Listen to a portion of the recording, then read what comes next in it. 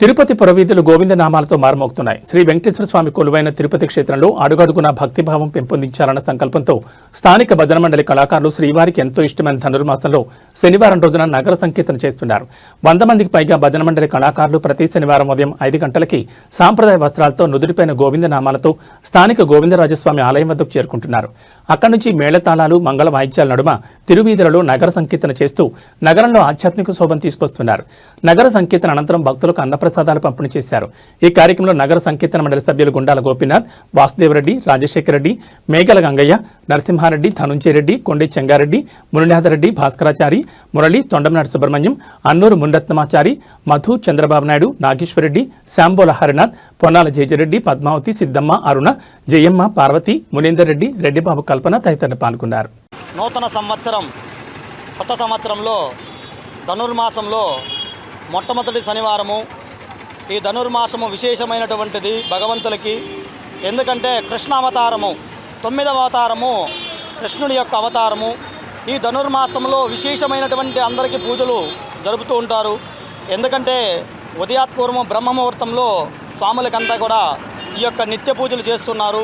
కాబట్టి ఈ ధనుర్మాసంలో రవి ధనుస్సు రాశి యందు ప్రవేశించి గురువుతో కూడా కలిసి రవి ఉన్నాడు. కాబట్టి ఆ యొక్క సూర్యుడు, గురువు ఇద్దరు బృహస్పతులు దేవతలకు గురువు అయినటువంటి వాళ్ళు. కాబట్టి ఈ ధనుర్మాసంలో గురువు అదేవిధంగా రారాజు అయినటువంటి రవి ఇద్దరు ఒక రాశిలో ధనుర్మాసంలో ఉన్నారు.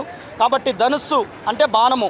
ఈ బాణాన్ని ప్రయోగిస్తే ఆ యొక్క సీతాదేవిని బాణం విల్లు విరిచి ఆ యొక్క సీతాదేవిని పెళ్ళాడినటువంటి శ్రీరామ అవతారము.